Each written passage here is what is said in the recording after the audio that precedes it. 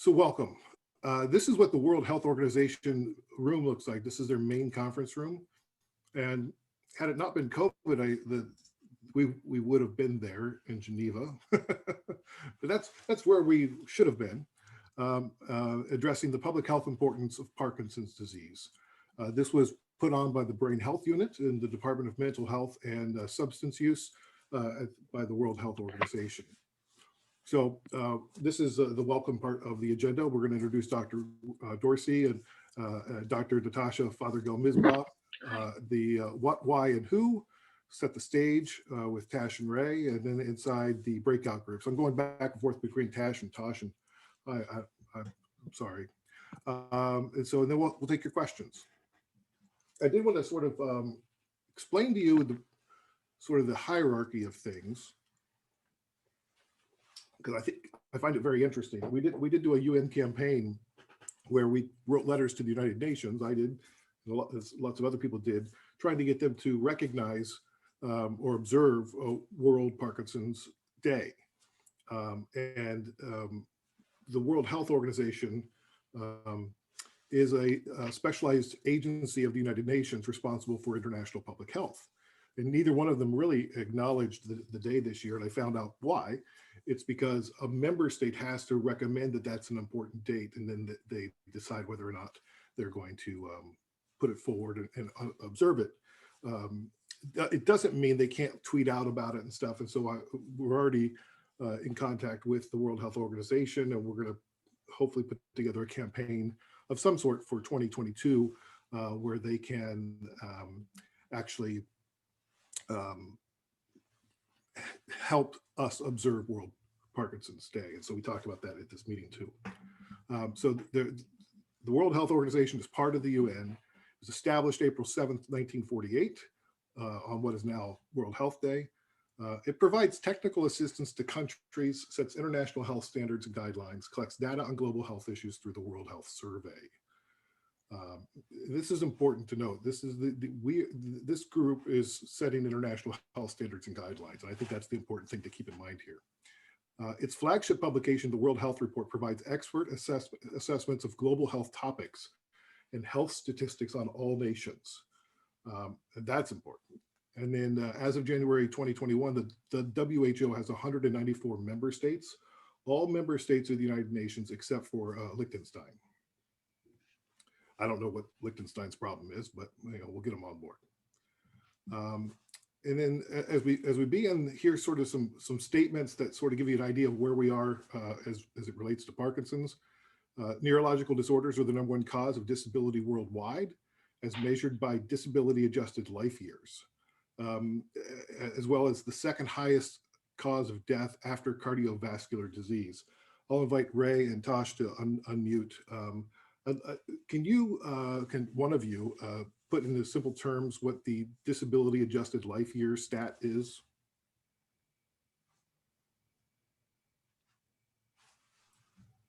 Tosh, you want to go? I don't mind. I mean, it basically, if you have a particular condition, it's the number of years that you live with added disabilities as opposed to what you would if you didn't have that condition. So it's those extra life years that are fraught with disability or whatever the condition is that wouldn't be in a different context. Hopefully that's great. Thank you. And then Parkinson's disease is the fastest growing neurological disorder, with 12.9 million people anticipated to be affected by 2040. Dr. Dorsey, what do you, is that 12.9 million people? Is that a good estimate, or was that low? Low. Everything's low. Why? Well, everything's dated, so everything's increasing. All methodology essentially undercounts people. So if you look at claims data, if you look at claims data and you haven't been diagnosed, you're not counted. So like the Michael J. Fox number, about 1.04 million Americans with diagnosed Parkinson's disease in 2017 is diagnosed. Rates of undiagnosed vary between 12% to 100%. So in some parts of the world, like Bolivia, people with the disease are never diagnosed. And if you're not diagnosed, you can't get treated, even though Parkinson's disease is treatable. And, I don't think almost every estimate that I've seen that comes out only raises, that's, scientifically based, raises the bar. So Yeah. Okay. Larry, there's just a ton of problems in the data, even in the developed countries. Even in America, for example, the average African American doesn't show up until they're Hohen and Yar about 2.5. And so all of those years that they're before that, it's not counted. Okay. All right. I'm going to take you through a couple of numbers. This is the first workshop the WHO has organized on Parkinson's disease ever. PD is the only neurological disease that is increasing at an alarming rate. 30 is the number of people that were invited to attend this WHO meeting. 1 is the number of people with Parkinson's in attendance. That was me, which if there's 10 million now or 7 million people now, that's a lot of people on my shoulders, but hopefully I represented well. This was historically a very unique meeting where they're approaching Parkinson's disease as a global initiative, and they believe collectively we can make a difference. The goal of the meeting is to create a technical brief for the UN and the member states of the WHO and the UN. The World Health Report, technical briefs, further develop key policy issues outlined in the World Health Report. The briefs give a concise overview of the issues. This brief will highlight developing key policy issues and focus on how to improve care globally. So as we're trying to get change at the government level, these are the recommendations that we'll be handing down to the member states of the WHO and the UN. Technical briefs describe some country experiences as well, propose a menu of actions for the policymakers, which is great. The World Health Assembly, this is why I wanted to explain this. This is complicated, as all politics are. The World Health Assembly is the decision-making body of the WHO. So they'll take the report that we do and they'll send it to the WHO, and it's attended by the delegations from all the WHO member states and focuses on specific health agendas prepared by the executive board. So they'll either vote it in or out, like the plan and whether we present it. So there was 30 people there, and I'm just going to list 10 at a time here on these pages, just so you can get a gander of who was there and from where. We had a good representation of different countries. India, Thailand, Amsterdam, Zambia, Switzerland, Spain, New York, USA, United Kingdom, Kenya. And it was really, I don't know about you, Dr. Dorsey or Dr. Fothergill, but I think it was really cool to be in that room, even virtually, and just see all the different people from different countries and everybody with the same mission.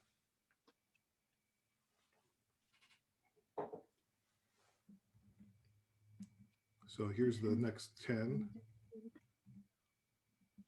So the PD Avengers do have a seat at the table, which is what we want as advocates, is to be there in the room where it happens, if I may quote Hamilton. So here we have South Africa, Malaysia, Germany, Jordan, Canada, Sydney, USA, and then we have some more here. So there's Nigeria and USA and India, Egypt, lots of USA there, Germany and United Kingdom. So I think I counted 7 or 8 from North America, and the rest were from outside of North America, which is great to see that representation. Ted Thompson was there. Ted is with the Michael J. Fox Foundation and does a lot of the lobbying for Parkinson's on Capitol Hill, and is also part of the sort of the lead lobbyist for the UPAC group. So Ted, thank you for being here, and I'd invite you to comment, chime in as you see fit. Sure. This meeting came off of a report that was put out about a different disease altogether, but about neurological disorders. And it's the first time that the WHO has ordered a report on neurological conditions. And the conclusions of the report that we're dealing with were, number one, diagnosis of PD can be made without the aid of costly resources if clinical criteria are adequately applied. Number two, effective management of PD in its early and intermediate stages can be achieved if available drugs are rationally used and frankly available. And here's part of the medical challenges, the major challenges from the medical point of view. Increasingly complex pharmacological or even surgical requirements in the complicated patients, need for multidisciplinary team approach for the comprehensive management of advanced cases with both motor and non-motor complications.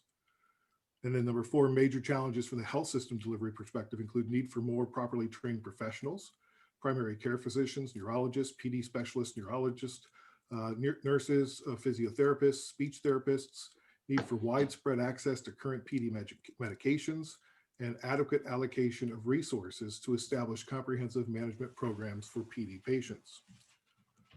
So I'm going to get back to the room now here for a second and stop sharing. And I'd like to invite Ted or Ray or Tosh to I want to talk about our experience there and what your expectations were going into that meeting and how you feel about how it went. Ray, we'll start with you. So one, I can't tell you how excited I'm to be with all of you. Some of my favorite people in the community are here today, so I'm really delighted to be with you all. If Larry calls me Dr. Dorsey one more time, I'm going to have to come up to Canada and correct him. It's not going to happen if only one of the 30 people have Parkinson's disease. No movement works with doctors leading the way. The changes that we had in drunk driving, the changes we've had in breast cancer, the changes we've had in HIV were all driven by people who know the disease the most, who bear the burden, who know what it's like to live with this condition, and are most fired up and most pissed off.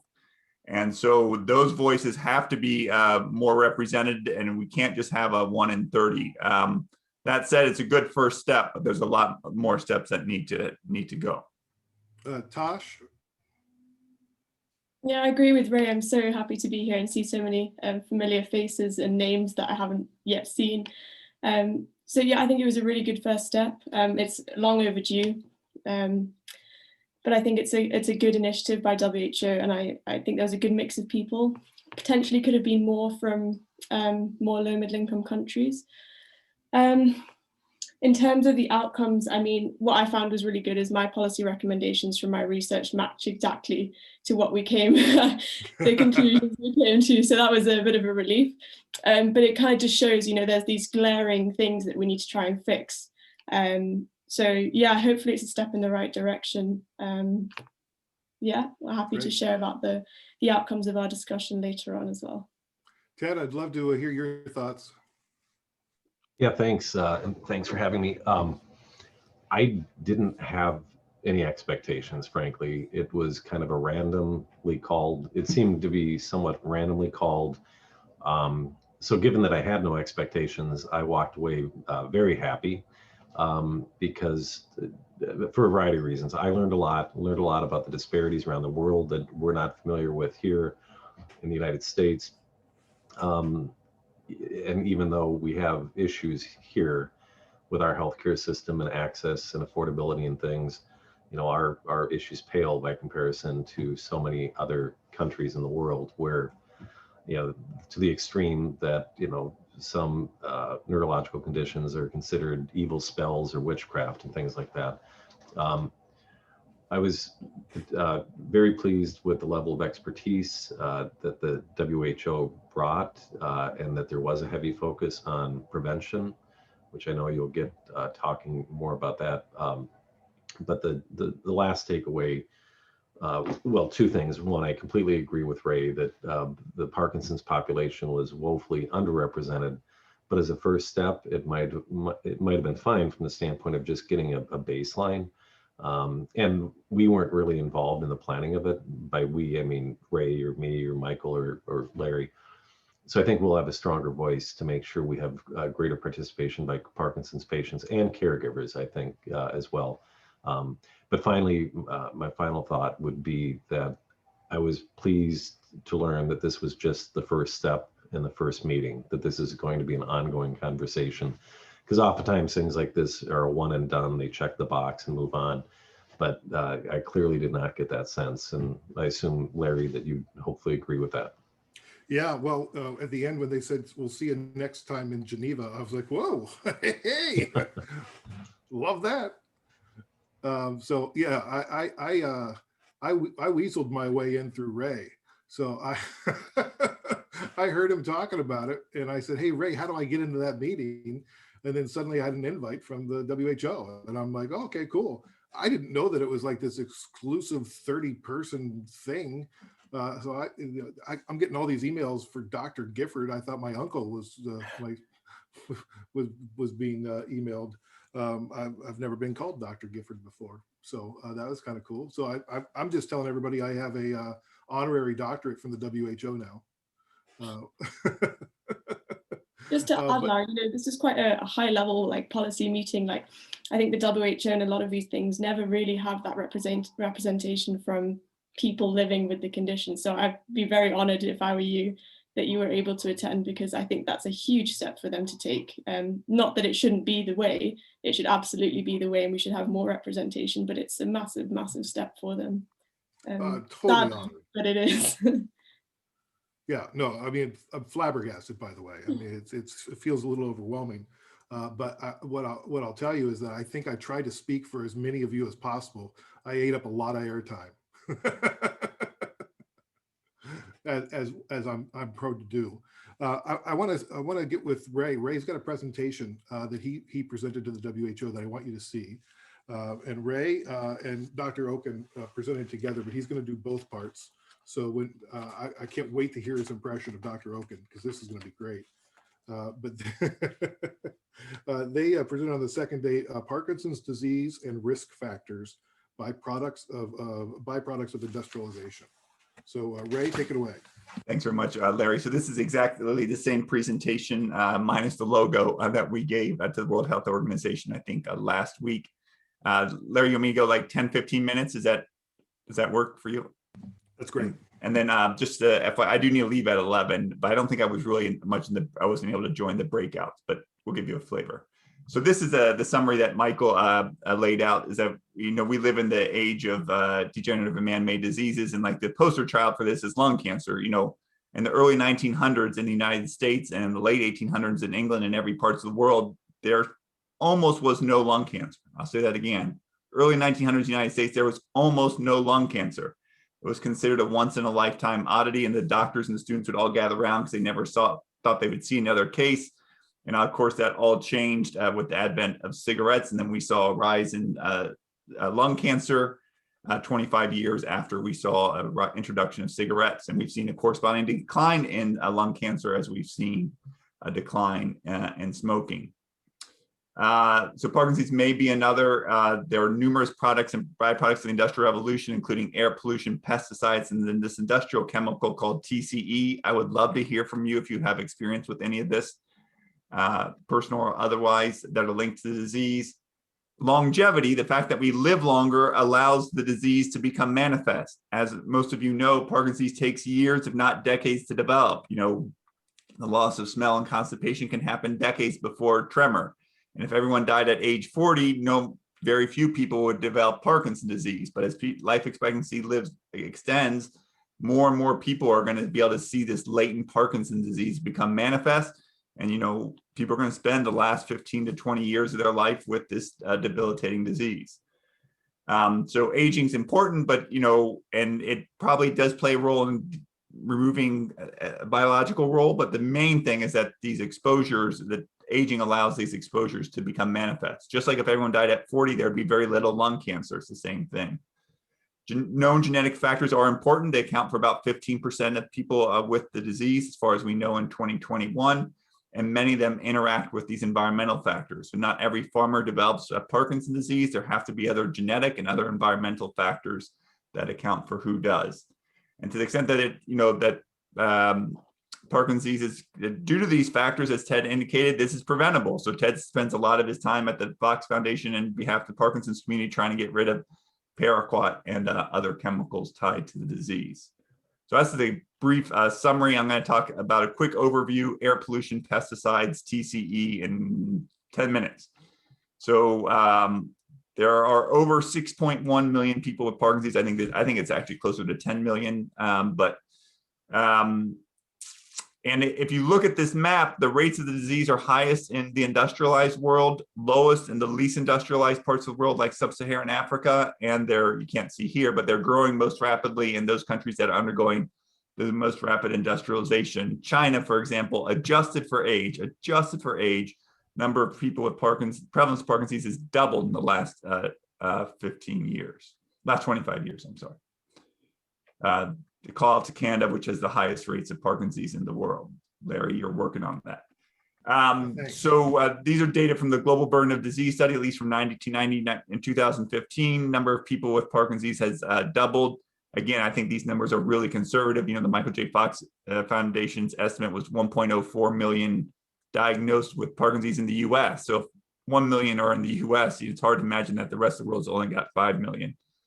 And then we did very, very, very conservative projections that it's going to double to, again, the coming 25 years. And all of you know that, more of your friends and family members, you get more phone calls every day about Parkinson's disease, not less. And the disease takes years, decades to develop. I think all of you know that loss of smell and constipation are early features of the disease, and that the disease, at least for many individuals, doesn't begin in the brain. It begins in the nose and the gut. And that's, I don't think by coincidence, that's where many of these environmental factors enter. Air pollution is breathed in, some pesticides are breathed in, and we consume contaminated groundwater with pesticides and TCE.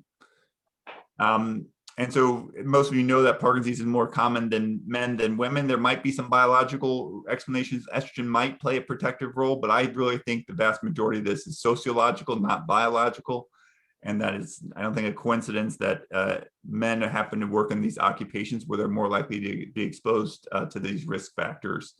There's actually even we have a couple epidemiologists in Japan. It's actually, Parkinson's is actually equally common, or actually a little bit more common in women than men.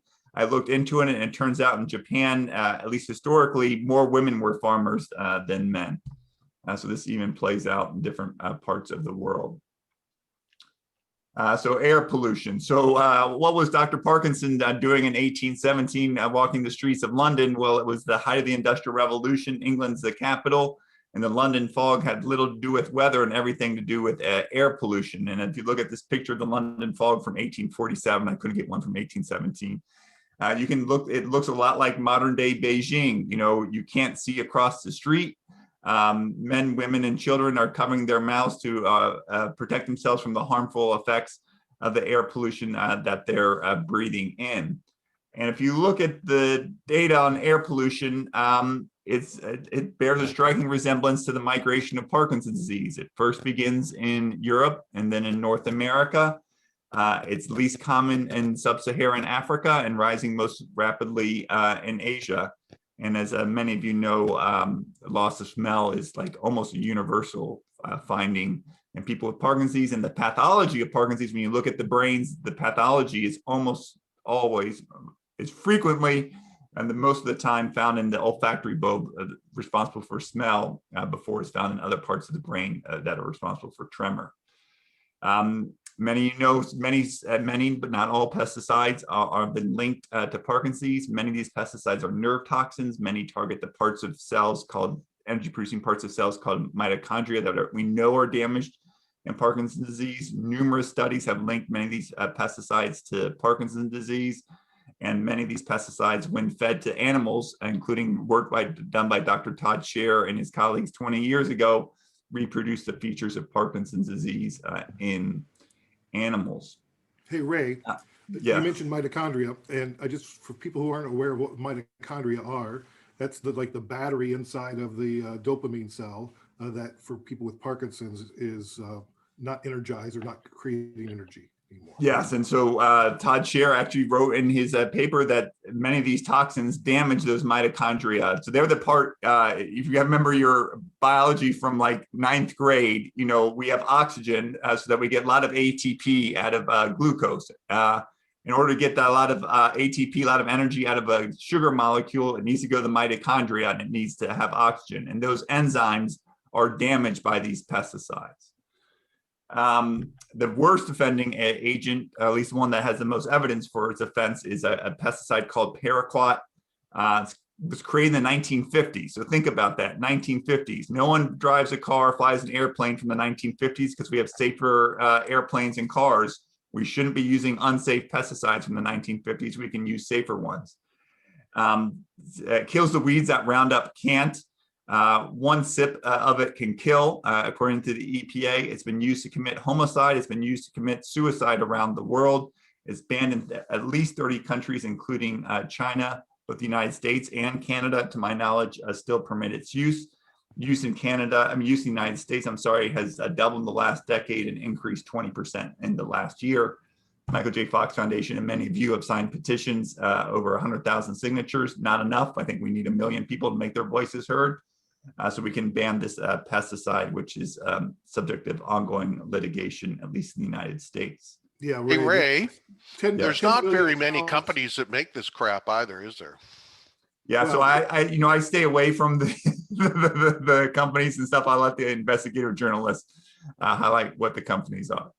Yeah, so there is a class action lawsuit that will be underway against Syngenta next month in Illinois rather. And then the 10 million pounds of paraquat is sprayed on crops each year in the United States, and that's rising. Can I ask a question? Sure. Is that possible? The map of the United States, can we have access to that? I mean, being a Midwestern girl who grew up right smack in the middle of that projection is mind-boggling to me, and it's something I'd like to share. So will the slides be available after the presentation, or will we have access to any of them? Larry, I think I sent it to you. Did I send it to you? Yeah, I think you did, but if you could send it to me again, that'd be great, because I can't find it. Okay, I will do so. Great. We've lost, and you're now on our website, which is great advertising. If you haven't signed up to be a PD Avenger, which I think all of you have, or you wouldn't be here, be sure to do that. You can still see my screen? Yep. Okay. And if you if you just go to the U.S. Geological Service, if you type in the interim while I'm talking U.S. Geological Service and paraquat, you'll find it quickly. So this is in all of us. So it's not just farmers and not people who drink well water. This is a study from the Friends of Earth in Europe, finding looking for Roundup, glyphosate, in the urine of Europeans, and so you can see that they found evidence of glyphosate, the pesticide used for Roundup, and 90% of people of Maltese, 70% of people in Great Britain, 60% of people in the Czech Republic, and all the way down. So glyphosate, I don't think is linked to Parkinson's disease, but this is just a point to be had that this is affecting all of us. Hey, Ray. You can even measure these pesticides. Many of them dissolve in fat, and so they're not found in urine, but they're found in the breast milk of nursing women, who then pass on these pesticide contaminated breast milk to their children, and they're developing less protected brains. Hey, Ray. Yes. There's a guest in the lobby, if you could let her in. Oh, yeah, sure. Sorry. Don't know how I got in charge. Well, you had to give you control in order to Oh, perfect. powerful. Sorry. So these pesticides aren't just found in the U.S. Obviously, they are found in all over the world. This is a recent paper from Nature Geoscience highlighting the risk score for pesticides. Darker red is worse, and so you can see it's everywhere. It's worth noting that, as bad as we think Parkinson's disease is in Canada, the US, and England, half the people in the world with Parkinson's disease reside in Southeast Asia. So this is a huge global issue. There are very few parts of the world that aren't affected by pesticides and that aren't affected by Parkinson's disease. So that's pesticides, and that story has been reasonably well told. I think there's more to be told. This story I don't think has been told, and I've been spending a lot of time looking at this, and I'd love your input. So this chemical trichloroethylene is a really simple molecule. It's got 6 total atoms. 3 of them are chlorine, hence trichloro. 2 are carbon and 1's a hydrogen. It was created in the 1920s. It's widely used in degreasing agent. So if you worked with jet engines, if you worked as a mechanic or your father did, if you worked as an embalmer, if you used carpet cleaner, if you drank Senka, anyone drink Senka in the 1970s, it was used to decaffeinate coffee.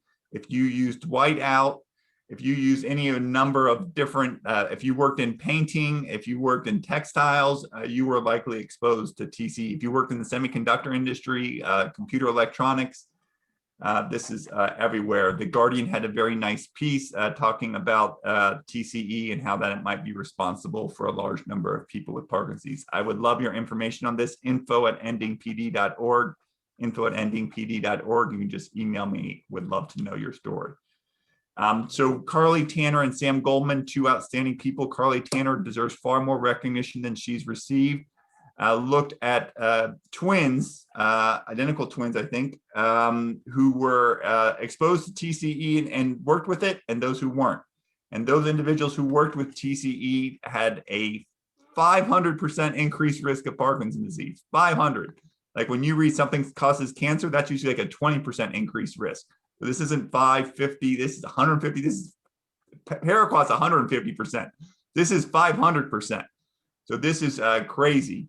And 2 things. One is not that you get exposed to this chemical and develop Parkinson's the next day. There's a latent period between 10 to 40 years between time you get exposed and time you develop the disease. Much like cigarettes, you don't smoke a cigarette and then get lung cancer the next day. And they wrote, and their concluding line was that the potential public health implications are substantial, and I think they're right. So TCEs found in half of the worst contaminated sites, so-called Superfund sites in the United States. It's found in thousands of other sites in the United States, including one 15 minutes from my house. I strongly suspect that almost everyone on here was exposed to TCE at some point. And my guess is I could find a TCE contaminated site in most parts of the world. It's this chemical, like paraquat, is still permitted for certain uses in the United States. So you don't need to work with it to be affected by it. TCE is often used in dry cleaning. So if you ever work near a dry cleaner, this would be a concern. Often inappropriately just literally poured into the ground where it contaminates soil and then the groundwater. And up to 30% of groundwater in the United States is contaminated with TCE. Up to 30% of groundwater in the United States is contaminated with TCE. And when I do more and more research, I find more and more cases of people unknowingly drinking TCE. And then not only do you drink it, then it evaporates into your schools, into your workplaces, and into your homes undetected. So like many of you know that radon evaporates from the soil. TCE readily evaporates from groundwater and enters people's homes completely undetected. And as indicated here, the global use of this chemical is increasing. And so it's not just a US problem, my apologies, because that's the data I know best. But this is just another map from the Institute for Health Metrics. The people with a global burden of disease study highlighting exposure of TCE in different parts of the world. Again, Southeast Asia, Latin America, figuringly prominent. So what would we need to do? We need to, we've made a lot of genetic advances in our genetic understanding of Parkinson's over the last 20 years because we invested a lot of time and energy and resources in doing so. But we have done so I think at the cost of not looking at environmental risk factors, pesticides, air pollution, or TCE. There are literally, I think, like 25 articles in the entire medical literature on TCE and Parkinson's disease, even though I think there are a number of people on this call right now who have Parkinson's disease from TCE. We need to change this. We need to get focused on preventing Parkinson's disease because the first response to any pandemic, whether it's COVID or climate change or anything, is to prevent things from getting worse. And we've only fueling the rise of Parkinson's disease. And if we don't stop it, it doesn't matter what we do on the treatment front, the care front, caregiver support, it's not going to be sufficient if we don't stop people from getting the disease in the first place. Think about what the HIV activists did for HIV and MAD did for drunk driving. A lot of us are alive or have friends and families that are alive or HIV free because of their actions. We need to do the same for Parkinson's disease. And these are some just epidemiological questions, but I think the last one's the most important. What actions can be taken now to prevent Parkinson's disease? Sorry, I went over. That's great. No, that's terrific. Is that the end of your presentation? Yeah, Ray? that's it. Why don't you give me control back when Yeah. you have time, and you can stop sharing your screen. And I would, since you have limited time, does anybody have questions for Dr. Dorsey? Ray. Come beat me up, Ray. You're still a doctor. Dr. Dorsey, if you have questions for him, that would be a great time. Why don't you raise your hand in the, with like the virtual hand so I can see it in the participant screen? If it comes up. Anybody have any questions?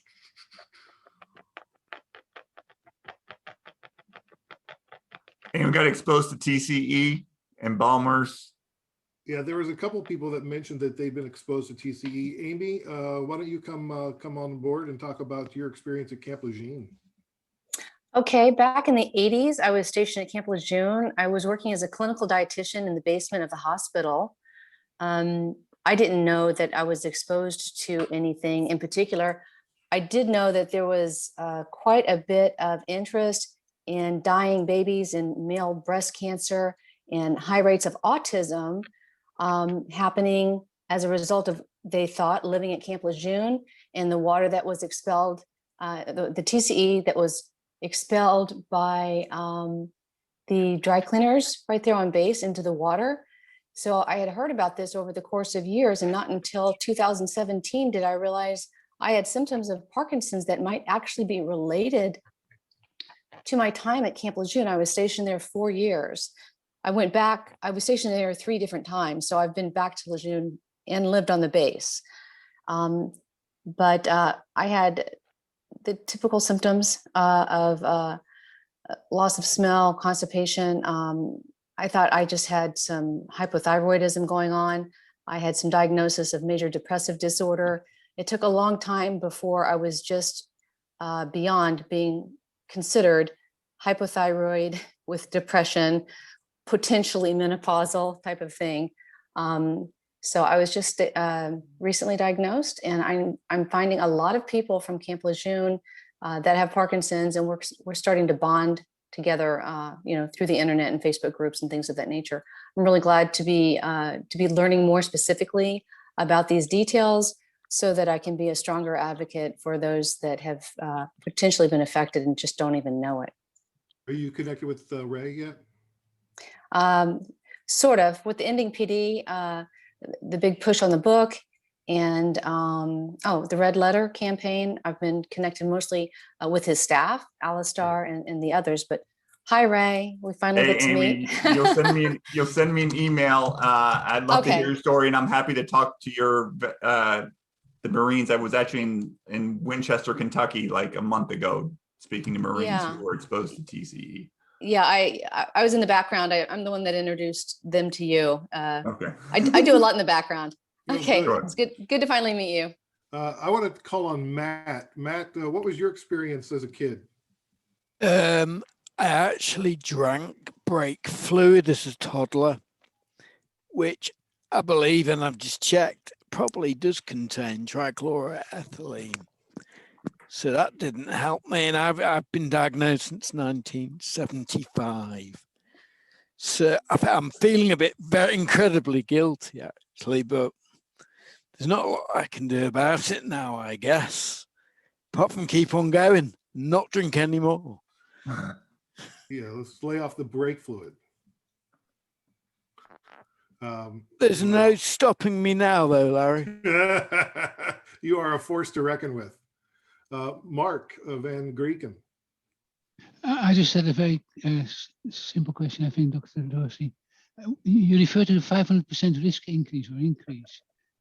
My question was just related to what sample size was that based on? Because, of course, the larger the sample size, I assume the greater the evidence base. Yeah, so it was a relatively small study.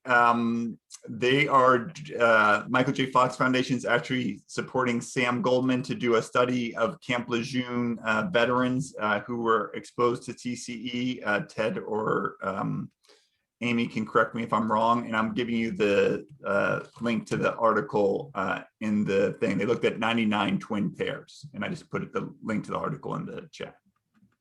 So just quickly, if there's 1 million people in the US diagnosed with Parkinson's, over 100,000 of them are veterans. And veterans got exposed to over Agent 10%. Orange and TCE. As Amy was indicating, TCE is widely used in the military. If you have tanks and engines and cars, and you can imagine how much TCE is being used. Yeah.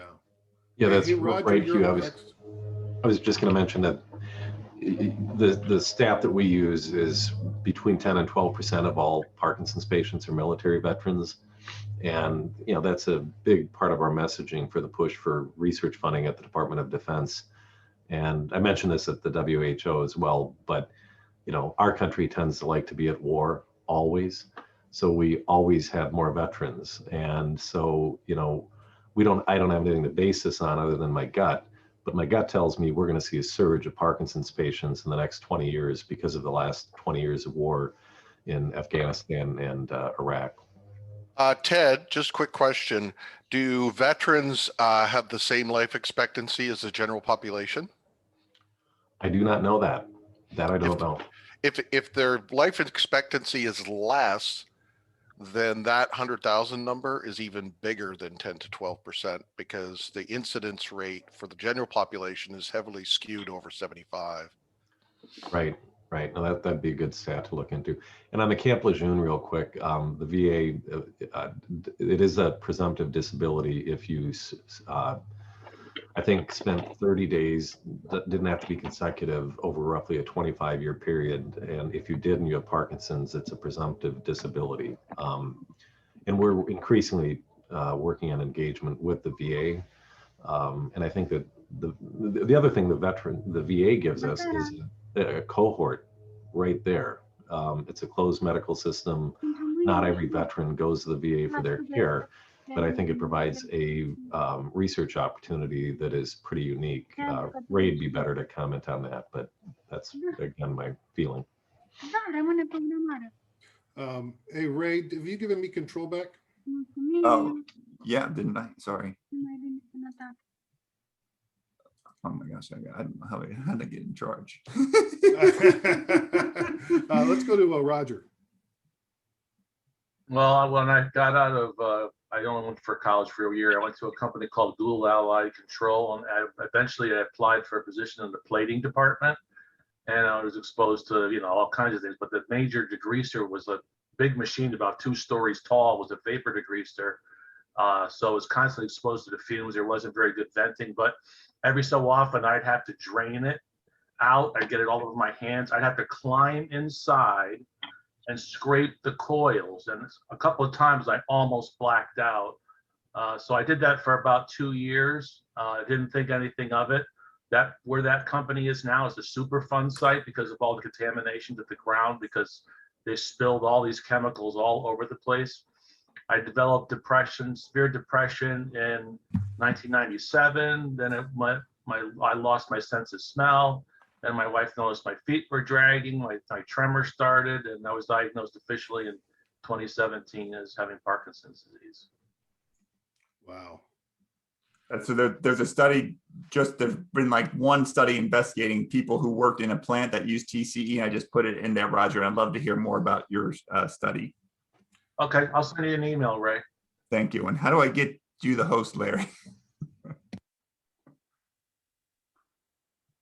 Ray, go to participants. Yep. And then click participants. And then in the side, there'll be a list of people. Go to Larry, click Larry, and you can make him the host. Okay, there we go. Thank you. Next, let's go to Sadia. Hi, sorry, I was struggling to find my unmute button. That was a really great presentation. I learned so much. I have a master's in public health, so it was really interesting information.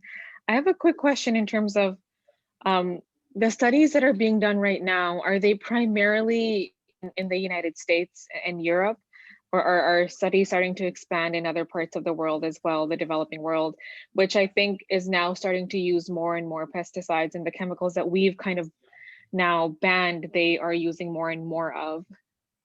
The studies just quite simply aren't being done Okay. anywhere. We're investigating a cluster here in Rochester, New York, and we're just doing that through philanthropic support. But, Carly Tanner in our book, by the way, anyone who doesn't have a copy of the book, since you're all here, just info@endingpd.org and I will send you a copy. Info@endingpd.org and I'll send you a copy, anyone listening. Thank you. They're just not being done. Carly said, the funding just dried up and just hasn't been done. Skeptics might say there was a cover up or people didn't get comfortable with the research. Just very, very little. I mean, I showed you the slide of, the number of studies that have been done looking at pesticides or TCE. It's just those studies. I mean, there are a few being done, but it's really, really, really rare anywhere, to my knowledge. Yeah. Oh, great, thank you. Gaynor. Can I just add, sorry, just in response to Sadia's comment about the low-income countries and stuff. So I collected some soil samples from Tanzania a few years ago, which we analysed, and we found a huge range of pesticides that were banned in Europe, in the USA, and everywhere. And it just seemed like people were just getting whatever was available and whatever was, there, whether it was regulated or not. They used, containers, old pesticide containers to drink water in, to take to school, little kids. So there's huge, huge issues around, regulation. Farmers spray pesticides without any protection on them, literally breathing it in on their hands and everything. So I think I personally really love to do some more research on that in Africa as well. So hopefully. Yes, soon. that'd be great. Gaynor? Thanks, Larry. I'm just wondering, was there an awareness or a suggestion from the WHO that it was a syndrome? Because we all seem to be still talking about it like it's one disease still. Yeah, so I think we and others, Parkinson's is many different diseases, just like cancer is many different diseases with many different causes, some predominantly genetic, some predominantly environment, some interaction between the two. And I think it's helpful to keep reinforcing that, just like we sometimes call LARC2 PD or GBA PD, there's likely TCE PD and paraquat PD and things that are unknown and things that are due to interactions. But your point that Parkinson's is actually a constellation of many different diseases is an important one. I think just to, as you say, keep sort of banging that home generally. So even us talking about it in this group would be, I think, useful for us to keep saying a syndrome, that it's, not this constant, almost, I just think it needs clarifying, and we need to take the lead in that. Great. I agree. It's Bill Langston tried to change the name from Parkinson's disease to like diffuse multi-system Lewy body disease or something, and he didn't succeed. But well, because that was a mouthful. Karen Lee. Thanks. Ray, I was just curious, because I'm still not 100% familiar with all the different types of cohorts and registries out there. I know you've been asking about the patient experience and for them to email you. I'm just curious, are there currently any registries that's just taking not what I think a lot of us have focused on clinical data, just the patient stories, and getting the patient experience to help in the epi studies? So I'll answer it indirectly. There are some, and again, I know the US, so my apologies for my US centricity. In the United States, there are a few states that have registries of everyone with Parkinson's disease. So for Nebraska, California, and a couple others, Ted will let me know what ones I missed. Ohio is close to getting it, right, Ted? Yeah, we're working on Ohio. Utah has one as well. But we're working on trying to get registries in Ohio, Massachusetts, and New York. And then the Nebraska one, which is one of the first, shows rates of Parkinson's are 2 to 4 times higher in the rural parts of the state than they are in like Wichita. Now, is there anything that's got a a registry of people's stories, which are really, really powerful. I don't think so. Has anyone following a cohort? I think they're trying to look at the cohort of people at Camp Lejeune because the TCE contamination was so bad. But there are like, there's Endicott, New York, there's Franklin, Indiana. There are places, there are cohorts of people who are exposed to these chemicals throughout the country. And to my knowledge, very, very, very, very few people are studying them systematically and gathering stories, which is really important. We started something called Parkinson TV. So if you want to share your story, we're looking for those stories to be shared as part of our Parkinson TV, and you can just email me. Yeah, because I'm just to build on that, I'm just curious if there's an opportunity to do what I would suggest, maybe even like surveying, like getting people to register into some type of database. So I'm not talking about the clinical data per se, really just an opportunity for us to survey the worldwide population, right? So you could get ideas of where they're living, and then from there, different researchers can potentially, have their question about, tell me whatever. It could be as simple as, where did you grow up, to just the type of questioning, surveying type of database versus what I think a lot of us have been focusing on is the clinical fundamental. And it's just in a way to gather what you're kind of trying to do, but in a very systematic way as well. All right, Karen, guess what? Yeah. You are now the chairperson of that working group, and we will gather people who want to be part of gathering stories. I think Tosh has said she's looking to help. Oh, good, Tosh. I mean, this is right up my street. I mean, social science, anthropology. This is what I do. Hear people's stories and understand those narratives that of what led them there and how they're experiencing the whole disease. So that's win from me. Awesome. So we've got co-captains of the working group, and we will do that. That's what the PD Avengers is all about. Like, these are the things that if they need done, we will do. So let's make it happen. I got one more minute. I'm happy you guys are doing great with it. You're going to do great. I just want to see if anyone's got a last question for me before I got to jump off. Quick one, Ray. Is there a phenotype that goes with toxic chemical? I don't know. I think it's like breast cancer. I think it's a good example. I think it's really hard to say looking at the pathology. Sometimes you can tell, but I think it's really hard to say what it is. Even with the, Huntington's disease, a rare genetic disease, the disease in identical twins can be entirely different between it. So I think it's very difficult to say. The other thing is that I focused on Parkinson's disease. All these chemicals, TCE causes cancer. And so there are lots of other health risks associated with these things beyond cancer, beyond Parkinson's disease. That's just my orientation. But thank you all. This is outstanding. I took some notes. Please email me. I want the stories because I want to learn more. And if you have ways that I can be of help, let me know. info@ndpd.org. I'll send you a copy of the book. Hey, Ray, just let me know your mailing address, postal address. Thank you. Rob and Amatola, why don't you just email Ray and he'll get back to you, I promise. And if he doesn't, I will crack some skulls. Let's move the presentation forward. I'm going to share my screen again. That was a good little Q&A session we had there. Let's see here. Let's share my screen and screen 2 share. Can you see my screen now? Hey. Can you see it? Jason. Yes. Okay, great. We are going to go, we heard from Dr. Dorsey. Working groups, I put a picture of Tosh there because I didn't want her to be left out. Tosh was one of the co-chairs of a working group number 2 on diagnostics and treatment. I'm going to go to the first one first, and Ted was part of this group, prevention of Parkinson's. Ted, do you want to talk about your group and the conversation that was had there? Yeah, it was a good group and really fell along the lines of what we've been talking about so far. One thing that somebody had noted here that we claim roughly 1 million Parkinson's patients in the US, but there are only 6 million throughout the world, which is a very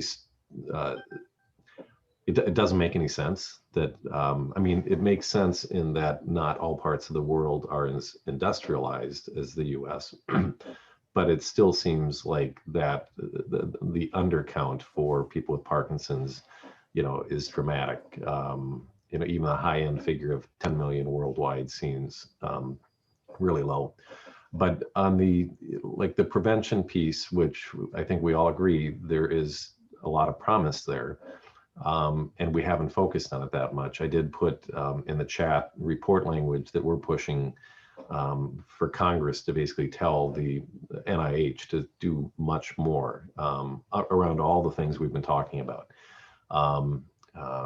And so on the prevention part, there was quite a bit of talk about paraquat and some discussion about, well, if we just ban it, it's going to meet with resistance, which is true because there are a lot of places in the world where food security is a real issue. And if we take away a major tool in their toolbox for growing food, that could have devastating impact. So we talked about some of the things that we're promoting. In California, there's a new proposed tax on toxins. And the higher the toxicity, the higher the tax. And paraquat is the highest toxicity.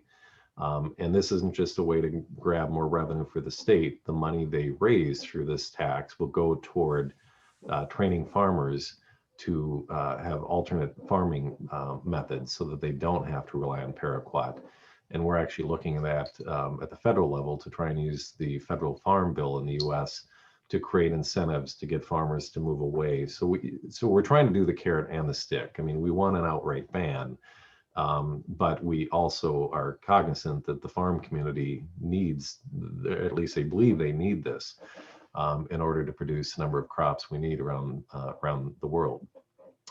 So we did talk about that. The TCE piece, I think it's very compelling. That's relatively recent in terms of really connecting it to Parkinson's.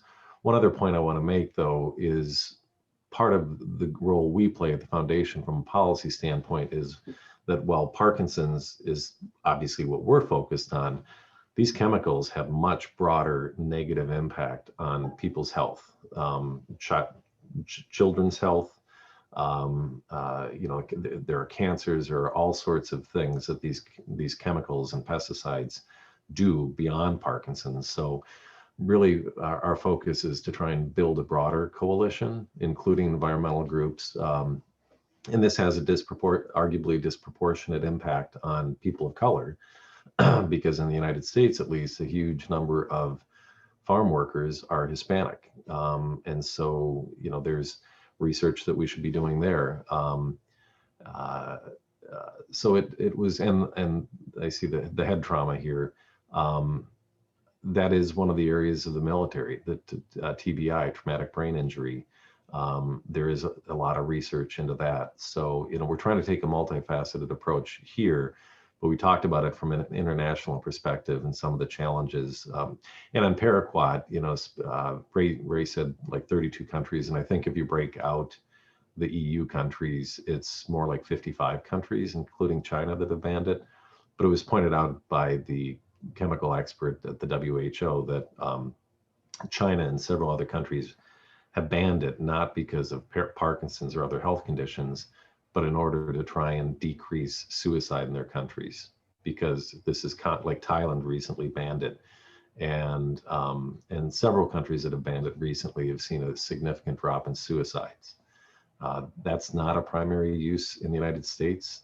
So that's not kind of a hook that we can use per se. But there are different reasons for different countries having banned it. It's not Parkinson's per se. But anyway. That's great. Don't want to ramble on. No, thank you. Thank you for that overview. We'll go on to the next slide, which is Diagnostics and Treatment of PD. And this is the group that Tosh, that you were the co-chair of. Yeah, thank you. So yeah, the group's aim was to look at challenges of diagnosis and treatment and sort of see what opportunities and strategies there were to help both diagnosis and treatment, and also what kind of evidence or research we might need to enhance policy. So In terms of diagnosis and treatment challenges, one of the main things, of course, awareness. And we're all aware that awareness is a huge issue, not just in low middle income countries, but across the world. People think that it's just a part of normal aging, or don't associate it with Parkinson's, those symptoms. But not just people, it's also the healthcare professionals that aren't aware of Parkinson's or what it is. That's something I particularly found through my research in Kenya and Tanzania. There's a lot of talk about evil spirits and stigma, which was associated with that awareness issue. We had a discussion about sort of the purpose of diagnosis, to get people, is it epidemiological or is it individual level? So, getting that big prevalence data, but also getting that treatment for people who are living with Parkinson's. We had issues with referral schemes to specialists. I'm not sure, probably many of you have issues with that as well, but it's a particular issue in low middle income countries because there's no referral systems. We talked about workforce capacity issues and service delivery issues, and also technology issues, which increase those disparities. And then in terms of treatment, there's just shocking access to medicines. I'm sure many of you are aware, and Mutola's been pushing for this access to medicines in Africa as well. But just huge disparities in people's availability, accessibility, affordability of really accessible medicines that should be available. So when sort of talking about those diagnostic and treatment barriers, we also touched on some opportunities and strategies that went hand in hand really. So firstly, that education about Parkinson's and associated conditions, Parkinsonism as well, among the public, but also among healthcare professionals. We talked about improving how a diagnosis is given. So, in Kenya, from my experience, a lot of people weren't actually told that they had Parkinson's. It was just, a neurological condition or a disease of the nerves. I'm maybe not as extreme as that, but I'm sure many of you also won't have received much information at diagnosis as well. And there was a suggestion of maybe a starting kit by the WHO for newly diagnosed. That might be an option. We talked about, it being a right to be seen by an expert, and despite that, a lot of experts are lacking in many parts of the world, so not everyone will have access to movement disorder specialists. There was talk about educating GPs to increase awareness, training medical students so that they are more interested in neurology, right from the beginning. We talked about developing culturally appropriate information about Parkinson's, and I know again, Omatola has been pushing for this as well with her C initiative. We talked about the role of community networks, I suppose. So community models of care, so looking at the role of family practices and primary care and community health workers and that sort of thing in identifying people with Parkinson's in communities and sort of giving that support to them in their community through support groups or through local community organizations. Social media, educational materials, again, linked to that awareness, educating kids through school or TV or newspaper articles. We also thought about looking at Parkinson's in the context of other conditions, and it's something that Ted was talking about just now, how can we link paraquat to other conditions and what people are doing around the world? So maybe in relation to mobility or falls or function. So we're looking at it in a public health perspective, which is what the WHO is about, rather than just singling out Parkinson's. So could we get more awareness and, backing behind it if we linked it to other different conditions as well? So looking at a step care model. And then making levodopa available and affordable was a huge topic of discussion, and one of the outcomes of the entire discussion that we had across the 2 days. So we were looking at whether the WHO could help us in that sort of registration of medicines across the world where it isn't registered, so that we can make it more affordable.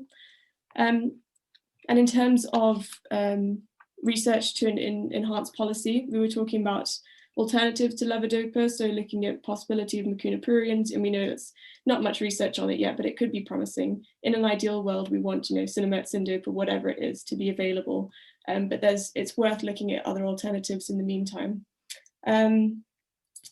We also thought about epidemiological data, so looking at what exactly the prevalence is in these places around the world.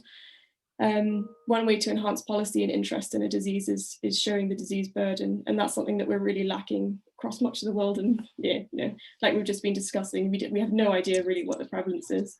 From research in Tanzania, we think that almost half the people in the world aren't diagnosed with Parkinson's, and that impacts on their disease duration and suffering, etc. And then also just generating some databases around people with Parkinson's, so we can understand what the situation is in countries. So yeah, hopefully that was a quick whistle-stop tour of all the different issues related to diagnosis and treatment. That's great. Just to add on to what you just said about what can we do to increase the access of levodopa, and we talked about sort of in the big group about having the WHO make the members nations include Parkinson's in their chronic disease annual survey, and make levodopa an essential put it on the essential medicine list. And so that's how we would go about doing that if that's what we wanted to do. So that's kind of that was new information for me that even was a thing. So that's kind of cool. And then there was the Advocacy and Understanding PD breakout group, which I was part of. We covered three different areas. How do we address and mitigate the stigma that often accompanies Parkinson's disease? How do we increase the voice of those with lived experience and raise patient empowerment and participation to increase research and advocacy? How do we encourage those with Parkinson's disease to participate in clinical trials, particularly underserved and understudied populations? And how do we increase funding for PD research applicable to those in resource-limited studies? So we really started with we had people from different countries, and so they were talking about how stigma is established in each of the different countries. And so, like in sub-Saharan Africa, there's the issue of maybe you're a witch, but then you get into Asian countries and it's more cultural, and there's stigma around it that way. And so there's a global issue of stigma, but it's very localized. And so kind of like the PD Avengers approach, we talked about it, we're having to address this globally with local solutions, depending on what's happening in each market. We thought about how do we reach the most people to tell those stories. And if you're looking for people in low and low middle income areas to learn more about Parkinson's disease, they're either going to need to physically hold something. So maybe it's a simple one sheet that we create that has, that we can then duplicate in multiple languages and pass out like a pamphlet, or have it in the different doctor's offices. But the interesting thing that came about in this is not everybody has a computer for sure, but even in sub-Saharan Africa, and Tosh, you may know this better than I do, but it's like 80 or 90% of the people have mobile phones. Yeah, absolutely, and it's growing still. So most people in a family generally will have access to a mobile phone and internet. So that may be like our way into those homes and into those regions that we have traditionally been unable to impact with our messaging. And so that would be a good way to sort of crack into those communities. One of the ways.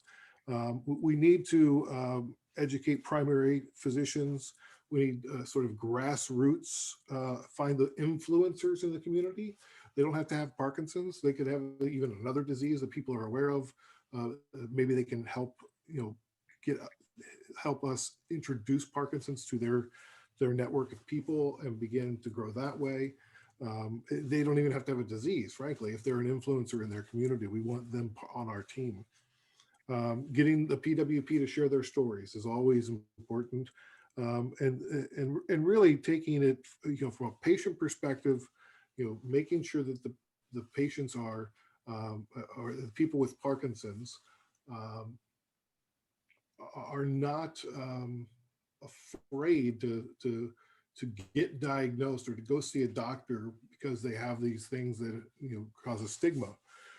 So we really thought that the different strategies for the different regions are going to be really important, because while it's the same problem, there's different solutions. And for research, we're going to need to meet them where they are. We have a kind of a unique situation, even in the United States, where we've been testing white males for so long. Like, we know everything about white men, but it's hard to get other people to participate, whether it's a trust with a doctor, whether it's just access to being able to take time off to do a study in the middle of the day. Like, what if they did them at night, or what if you were able to do it at home? Like the Fox Insight is a great way to participate, because you can do it on your own time, at your own, on your couch. But not every study's like that. And so we need to make sure that, not everybody can take time off in the middle of the day to go for a study. So maybe you do those studies at night, and maybe you pay them a little bit more to incentivize them. And we have to figure out what's going to resonate for each group. And then I think that just looking at my notes here. Oh yeah, we talked about the differences of urban, suburban, and rural stigma. And the need for simply translated materials globally, I think, is where it's at, and just reinforcing what Parkinson's is and why research is really important in getting people involved in those clinical trials. So it was a starting point for sure. I'm going to just real quick here go through a couple of slides. I think we all know who the PD Avengers are. I wanted to show you we have 1,316 PD Avengers now in over 60 countries. And we now have over 50 partners. So this is just a snapshot of some of our partners, but we are a growing organization, and you're a major part of that. And so I thank you for being here. Hey Larry, I think your number was inverted. So what did I say? 3,161, not 13. Oh yeah, 3,161. Sorry, yeah, sorry. That's called a 5:50 in the morning mistake. But I will now open the floor for questions for me or Tosh or Ted or anybody, or comments. And I just want to thank everybody. I want to thank Tosh and Ted for participating, and Ray, because this is just a really, I think this is a pivotal moment for Parkinson's, that we have the attention. We are now in the room talking to the WHO. We have their attention. This is the first time that the World Health Agency has asked for a report, and so we're going to give it to them. They're actually, the WHO full general session is next month, I believe. So we're putting together a paper, and Tosh, do you know when we're going to meet again? Somebody asked that. I don't have any idea.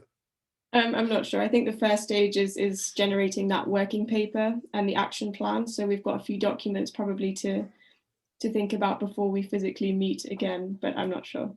Hopefully soon in Geneva. Should I start packing or no? Yeah. Who has a question? Just raise your virtual hand in the participant area, and I'll call on you. All right, Rob Warner.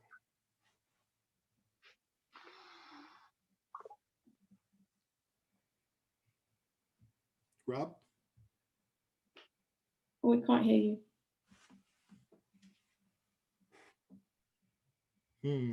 Rob, I can't hear you. Nope, no audio. Let's go to Linda and see if we can hear Linda. Yes, good morning. Can you hear me? Yes. Okay, good morning. Are there any links, or trying to make any links with COVID? I mean, we're riding this COVID wave right now, and a lot of symptoms are similitudes with what we have to deal with Parkinson's.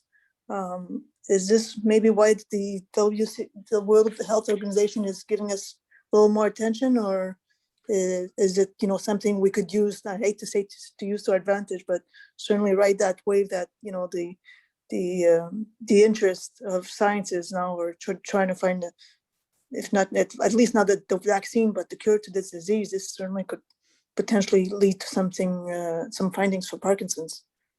Yeah, Linda, I will say that it was mentioned that COVID-19 people who are diagnosed positive, 35 to 55% of them are after diagnosis have neurological issues. And they didn't specifically talk about the Parkinson's link, but they did bring it into sort of day one, sort of one of those underlying issues with neurological conditions. And so I think it is on the radar, and I think that's probably, to your point, to our benefit. Larry, if I could jump in, Sure. because we have been working on this from the foundation perspective. We spearheaded a letter with 35 other organizations and communicated with both the Centers for Disease Control and the NIH. And this goes back a couple of months ago, before we knew that a third of COVID's survivors end up with neurological diseases. But what prompted us to reach out to them and urge them to aggressively monitor and track COVID survivors due to the neurological issues, it actually stemmed from a few cases where people survived COVID and then within weeks were diagnosed with Parkinson's or a Parkinsonism. And so that's what prompted it. And so the National Institutes of Health, they have set up an effort around this. So at least in the US, we are hopefully going to be gathering much more information on the neurological impacts. And of course, the similarities between, COVID symptoms and Parkinson's with a loss of smell, for example. And just to add about this WHO meeting, it was actually being planned from, back in 2019. So it was supposed to happen around May 2020, and then it got postponed from COVID. So that it wasn't really a response to the COVID. It was, being planned a while back. But I think a lot of research now, in applying for grants and things is looking at, what's going to happen in the future, looking at COVID. And I think that's a major part of what grant applications need to include now, is what is going to happen in the future, and how can we look at the impact of COVID on Parkinsonism. All right, next up, Ted, did you have something else to say? Yes, I'd put a comment in, this goes back half hour or so, about the paraquat lawsuits. We've been contacted by at least 5 different law firms that are involved in putting litigation together. So this isn't, this is happening in the US. I don't know if it's happening outside of the US yet. And some of our Unified Parkinson's Advocacy Council, the other Parkinson's groups that work with us, have been contacted specifically about, some of these attorneys wanting to do webinars or, talk to support groups, things like that. We're working on our approach with regard to this.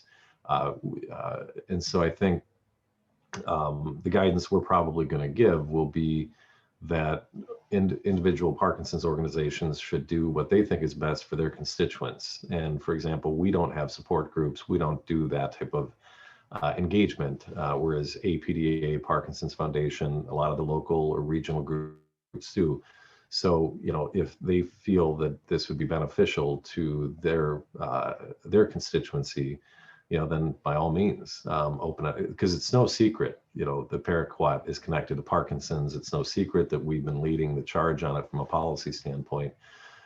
So if any of you that are members of different groups are, contacted, I don't see any reason why further education of the Parkinson's community wouldn't be a good thing. And I think it's going to somewhat depend on, as Ray was talking about, where the exposures happen. I think that there's going to be probably heavier concentrations of people with Parkinson's that were exposed to paraquat in different parts of the country and different parts of the world. Thanks, Ted. Yeah, I think we are running out of time. So I will, unless there's anybody that has a last comment, I'm just going to wrap it up here. I want to thank our guests today. Thank you for showing up. This is an important point in the landscape of Parkinson's, and I'm glad we're able to share with you what we experienced. I was really impressed with the way the whole thing was assembled, and organized, and I feel like we are being heard. And so for me, that's I think cracking into that stage, into that room, and with the WHO and writing a technical brief, I think that's going to be really key to for changing policy around the world. So thanks for your support, and I'm honored to represent the people with Parkinson's, and we will attempt to get more people in the room because there needs to be more people with Parkinson's there. As we know, if you've met one person with Parkinson's, you've met one person with Parkinson's, and so I cannot represent everybody. So we'll do our best to get more people involved. Thank you. We did record this, so we'll post it later. So if you want to share it with somebody, you can. I'll send a link out. That's great. Thank you, Larry. Bye, everyone. Thank